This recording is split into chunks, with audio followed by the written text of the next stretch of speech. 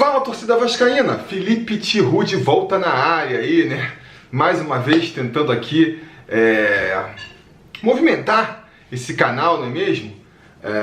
Vocês pedem muito pra eu fazer, faz pelo menos um vídeo por semana, volta com o canal com pelo menos um vídeo por semana. Pois é, vou tentar fazer isso, fazer vídeos menores, não abordando questões tão complexas, e vamos ver se a gente consegue, né? Se não conseguir, valeu pelo menos a tentativa, não é mesmo? Eu já estava querendo fazer um vídeo aqui há um bom tempo, tentando falar por que deu tudo tão errado no Vasco, né? A gente tinha uma expectativa aí de...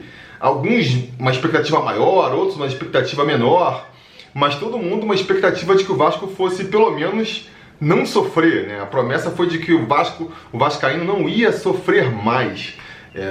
Eu cheguei a fazer um vídeo aí no começo do ano falando que eu estava tranquilo em relação a que o Vasco pelo menos não fosse cair, né? E agora a gente está vendo o Vasco aí caminhando a passos largos para mais um rebaixamento. Por quê? O que aconteceu? Né? Eu estou há muito tempo querendo fazer um vídeo para falar sobre isso, só que ia ser tanta coisa para falar, tanta coisa que a gente pode falar sobre esse assunto, que ia ficar aqueles vídeos de uma hora, né? E aí, para conseguir uma hora para fazer o vídeo, acaba que eu nunca ia fazendo. Então eu resolvi mudar, vou tentar fazer vídeos menores. A ideia é que os vídeos fiquem aí com uns 10 minutos mais ou menos, abordando questões menores. E eu vou começar então falando, né, como é que eu posso, apesar de ter várias nuances que a gente pode pegar sobre esse assunto, qual é para mim o principal motivo do Vasco estar tão mal no Campeonato Brasileiro, né? E aí a resposta está na ponta da língua de todo mundo, é incompetência. Muita incompetência, né? Incrível como a diretoria dessa Vasco SAF consegue ser tão incompetente. A gente, no processo de venda, houve muito aquela discussão, né, de que, cara, transformar o futebol em empresa, né, profissionalizar mais o futebol, não significa necessariamente aumentar a competência na administração do clube. E é verdade, não existia uma garantia. A gente sempre vai torcer para uma maior competência na administração, mas não é uma coisa dada. Não é porque virou uma SAF que vai aumentar a competência de quem está administrando o clube. Agora, não precisava piorar tanta incompetência, né? Porque em muitos aspectos essa diretoria, cheio de dinheiro no bolso, pode até não ser tanto quanto a gente imaginava, mas está com bastante dinheiro em relação à situação da associação, e mesmo assim consegue fazer um trabalho pior, o que é muito inacreditável. E por que isso acontece então? Incompetência, né? A gente já falou. Agora, da onde vem essa incompetência? Para mim, vem de duas características que, isoladas, elas talvez nem sejam tão problemáticas, mas quando colocadas juntas, aí, cara, é tipo uma bomba atômica de incompetência, que são o quê? A inexperiência e a arrogância, né? Ali a soberba, vamos dizer assim, né? São duas características que, de novo, isoladas, cara, pode ser até uma qualidade, dependendo. No meio do esporte, então, né? Você pega ali vários jogadores, eles são muito arrogantes, são muito soberbos, né? E isso ajuda no desempenho do futebol deles, porque o cara, essa arrogância dá para o jogador ou até mesmo para o dirigente, né? Uma confiança que é importante para você fazer as coisas, uma certeza que faz ele agir mais rápido, né? Que faz ele tomar uma atitude ali que talvez não fosse tão prudente, mas como ele tem aquela qualidade, a técnica, né, ali, a explosão, com ele funciona, né? Então a arrogância vem junto com uma qualidade. Eu tô falando aqui pensando quem? Romário, Edmundo, Cristiano Ronaldo. Aí você vai para outros esportes lá, sei lá, o Michael Jordan, o Kobe Bryant. São jogadores que tu sabe, os caras são metidos porque podem, né? Então naquele sentido ali, naquele contexto, a arrogância ela pode vir até como algo benéfico. Agora, quando você junta a arrogância com a inexperiência, que também por si só não é necessariamente um defeito, você pode ser inexperiente, mas se você for humilde, você corre atrás, se cerca de pessoas que têm mais conhecimento que você, vai pesquisar, vai estudar, e aí de repente, né, você, com esse aporte, com esse arcabouço que você cria em torno de você e a sua visão de fora de um assunto, você até constrói algo novo, interessante, né? Agora, quando você junta a inexperiência com essa arrogância de você estar entrando no mercado novo, que é super complexo, que tem todas as suas idiosincrasias, e você já chega achando que você sabe de tudo, que sabe como que vai resolver, aí, cara, aí dá nisso que a gente está vendo, né? E a gente viu esse problema. Eu tô aqui com um banco que faz barulho pra caramba, desculpa, espero que não saia muito aí no som. Mas enfim, quando a gente junta essas duas coisas, a gente viu, né, o que está acontecendo, e aconteceu em vários níveis dessa Vasco SAF. Começa lá em cima, começa com a 777, que é uma empresa que está entrando agora no futebol, né? O Vasco foi o segundo clube que eles compraram. Comprou antes, tinha comprado tipo no mesmo ano, né? O Genoa, aí depois comprou o Vasco, aí depois comprou o Vasco, já comprou mais uns 5, 4 clubes, sei lá, estão com uns 9 clubes no futebol agora, mas é tudo agora. Acho que o Genoa é o único clube que eles têm que já compraram no meio de uma temporada e agora já vão completar uma seguinte, né? Compraram na temporada que eles caíram e conseguiram a primeira temporada completa, subindo de novo o Genoa para a primeira divisão. Acho que é o único clube que eles conseguiram administrar por uma temporada completa ainda. Então, é uma galera que está entrando nova. Contratou ali uns gestores que conhecem mais um pouco de futebol lá, aquele Jonas Sport, tem o Dan, Fitzgerald, aquele palavrão, né? Mas eu acho que são caras que também estão mais concentrados no futebol europeu, né? E aí quando veio comprar aqui um time da América do Sul, do Brasil, nem procuraram se importar de saber como é que funciona, como é quais são as peculiaridades do futebol sul-americano, do futebol brasileiro e do Vasco principalmente, né? Que tem várias peculiaridades, um clube que, se encontra numa situação que eu não sei se existe paralelo no mundo. Um clube que já foi gigante, uma das maiores torcidas de um país continental como o Brasil, né? Que de repente se vê numa crise profunda que dura já décadas e que se afunda cada vez mais. Os caras viram essa situação e parece que, em vez de pensar, cara, é um baita de um desafio, como é que a gente resolve esse problema aqui, parece que o pensamento deles foi, cara, olha aí, pega um time gigante como o Vasco nessa merda que ele está, qualquer um resolve isso aí, né? A gente, injeta 100 milhões aqui, não tem como errar. Qualquer um consegue resolver esse problema. Parece que o pensamento foi esse, e aí eles realmente trouxeram qualquer um para resolver. Vamos manter aqui com o CEO? Pega esse cara aqui que já estava ali, que ajudou a gente no processo de compra, que tem zero experiência de administração no futebol, vinha pode ser até um bom gestor, um bom administrador, mas em outras áreas, né, trabalhando com outras coisas, às vezes até paralelas ao esporte, mas nunca administrando um clube de futebol, com uma torcida de massa, com todas as peculiaridades, insisto, que tem, né? Vamos trazer esse cara aqui, e aí se repete, né? Que esse cara vai trazer. Vamos trazer para administrar o futebol também. Um cara que era advogado, resolveu entrar nessa de ser gestor de futebol há 5 anos atrás, nunca teve ali um trabalho realmente de destaque que justificasse, né? Porque começou na América, fez um trabalho mais ou menos, no Inter já não foi bem, né? Aí de repente já serve para o Vasco. Para técnico, mesma coisa, traz um treinador que, tem muito pouca experiência no futebol em geral. E esses 3 caras, em cada um desses ciclos, se repete, né?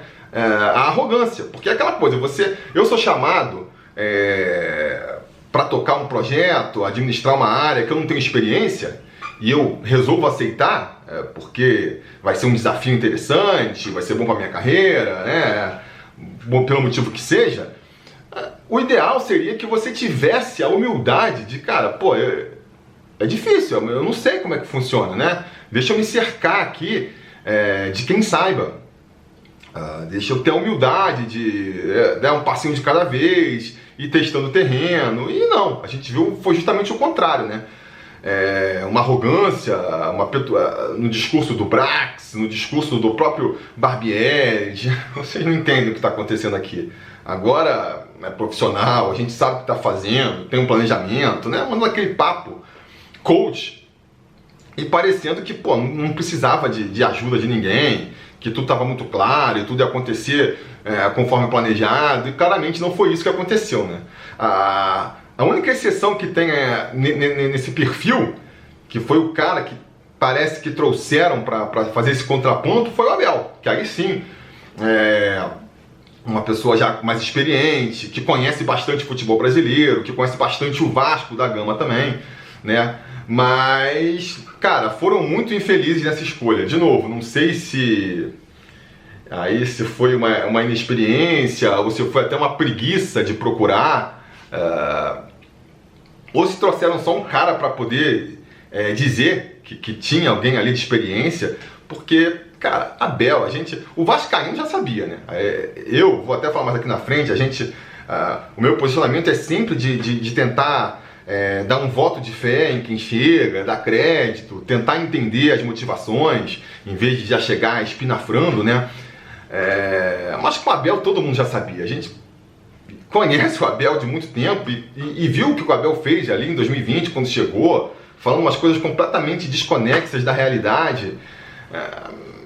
Cara, já sabia, né, que o Abel não ia funcionar como esse contraponto, e realmente não funcionou, né? Não funcionou.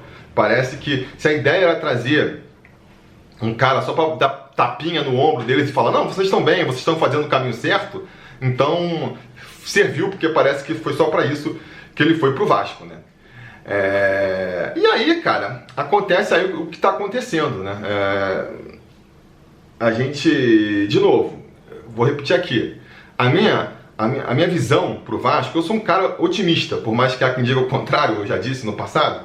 Eu sempre tento olhar as coisas por um lado otimista, né? Esperando que aconteça o melhor e dando sempre o crédito para quem está administrando o clube também, né? Entendendo que é um cara que estudou para isso, que está lá dentro do clube, conhece todas as peculiaridades do clube. Então, mesmo uma coisa, alguma ação que aconteça e que pareça não fazer sentido, ter sido errada, cara, não, vamos tentar dar um crédito aqui para quem está fazendo. E vamos tentar entender, né, aonde ele quer chegar com isso. Eu sempre procuro abordar todas as decisões envolvendo o Vasco com esse olhar, né? Então, a gente teve essa venda aí, essa SAF, e o meu pensamento também foi esse, otimista. E sempre foi, né? Antes que falem, partidário, porque você queria. Eu tenho um canal aqui há muito tempo, desde 2015, então lá você pode ver, cara, pode pegar ali, ó, 2015 foi o começo da administração do Eurico voltando. Vai ver lá. Cara, eu sempre tento dar o crédito, tentar entender. Depois veio o Campelo, mesma coisa, cara. No primeiro ano fui contra, fiquei muito indignado com a forma como o Campelo chegou no poder, mas uma vez que ele virou presidente e tá lá tentando fazer as coisas, vamos tentar entender, né? Dividindo o futebol da política e trouxe aqui trouxe na época lá o Chumbinho, o Drummond lá, vamos ver que o cara vai chegar, aonde ele vai chegar com isso, qual que é a ideia. Sempre dou um voto de confiança.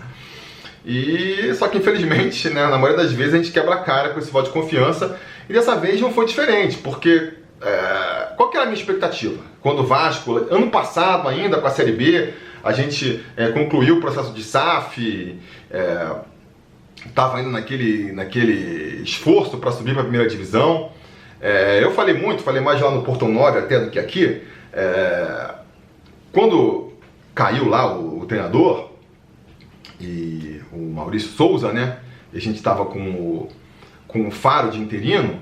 Eu na época falei, cara, por mim, tá difícil porque é um treinador que vai vir só por 10 jogos ou um pouco mais e tal.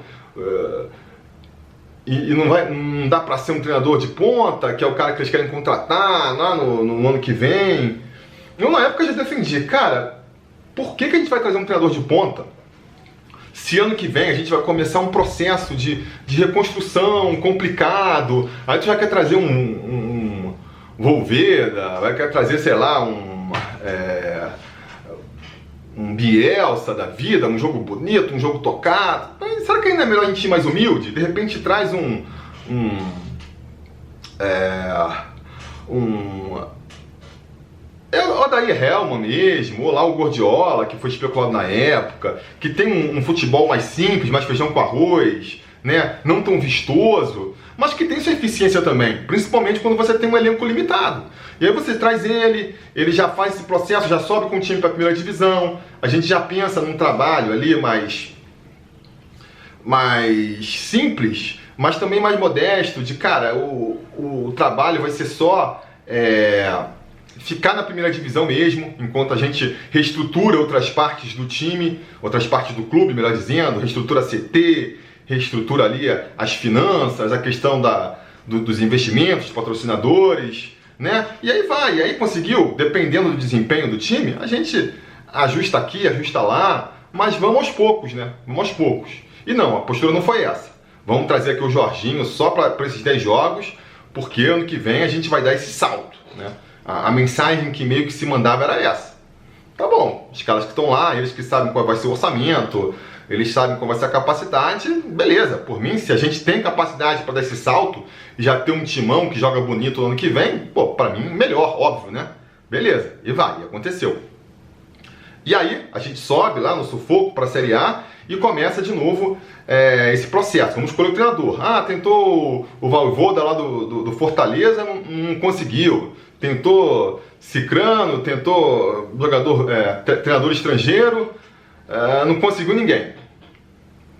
Aí escolhe Barbieri, um treinador inexperiente, aí já fica, cara, beleza, né? Vamos ver onde quer chegar. De repente traz muito jogador. Se você também traz muito jogador de qualidade, fica mais fácil, né? Você, quanto melhor o seu plantel, mais qualificado, mais fácil vai a vida do treinador. Então, de repente, se você vai contratar um monte de gente, vai botar um time super qualificado, até mesmo um Barbieri começando aí, ele consegue fazer o trabalho dele. Vamos ver o que vai acontecer. E começou a gastança, né? Pô, traz aqui, paga 16 milhões no zagueiro, 20 milhões no outro lá, na promessa argentina, mais 8 milhões no zagueiro argentino. Vasco começou a contratar um monte de gente. Ah, beleza. Então, cara, estão abrindo o bolso, vão contratar um timaço aí, né? Estão começando pela defesa. Só quero ver quando chegar no ataque, né? Se na defesa já tá gastando esse dinheiro, como é que vai ser lá na frente? A expectativa é essa, porque você tenta analisar dentro da lógica do que está sendo feito ali, né? Então, pô, se tá gastando grana com essa galera, é natural que vá se reforçar lá na frente também, né? Acho que não é nem ingenuidade acreditar nisso, é simplesmente lógico, né? E, mais uma vez, não foi o que a gente viu. Então, quando eu falo da tranquilidade, era muito baseado nisso, inclusive, sabe? Pô, cara, os caras, claramente, eles pegaram essa janela do começo do ano e só reforçaram a defesa. Trouxeram 2 goleiros, trouxeram 3, 4 zagueiros, lateral, e não trouxe ninguém pra frente, praticamente. Trouxe o Pedro Raul e uma promessa argentina, né? E o resto era o time que sobrou da Série B no ano passado, que já foi difícil de subir. Qual que é a lógica disso? É claro que eles não estão planejando tocar com esse time até o final da temporada, né? Pra mim tava assim, beleza, os caras estão, justamente porque estão pensando em reforços de peso, que só vão ficar disponíveis no final da janela, quando abre a janela europeia lá, quando é a intertemporada europeia, é que os caras estão segurando agora a mão, né? E aí a minha expectativa era o quê? Pô, já tá acertado com um monte de cara, Lanzini, esses outros caras, já era pra ser assim, ó, quando abrir ali a fase dos pré-contratos, já sai anunciando uns 3, 4 jogadores de peso pra fazer a diferença. E o que a gente viu é que não, cara, é que eles realmente estavam achando que você, indo com um time só com um jogador, da Série B, só moleque de 16, 17 anos, você ia conseguir fazer um campeonato, a expectativa era essa. E aí quando a coisa não vai funcionando, aí eles começam a correr atrás, aí começa a ver que não tem dinheiro, aí é tarde, né? Aí é tarde. Aí, pô, todo o dinheiro que economizou lá no começo, tá tendo que gastar agora. Não quis trazer Paulinho porque era muito caro, porque queria receber 1 milhão, aí de repente agora tá falando de gastar 1,5 milhão com o Diego Costa, que, pô, é bem mais velho, por mais que já tenha uma carreira aí, já tá no final da sua carreira, versus um Paulinho que tem identificação com o clube, que tem muito mais potencial. Fica essa confusão toda que tá aí, né? Mas enfim, já tô me estendendo aqui. Vamos encerrando por aqui. No futuro eu volto aí com mais assuntos, desdobrando mais vários quesitos. Repito, deixa aí nos comentários sugestões, pautas, pra gente poder falar aqui em próximos vídeos. Se tudo der certo, semana que vem eu volto com mais um vídeo, beleza? A gente vai se falando.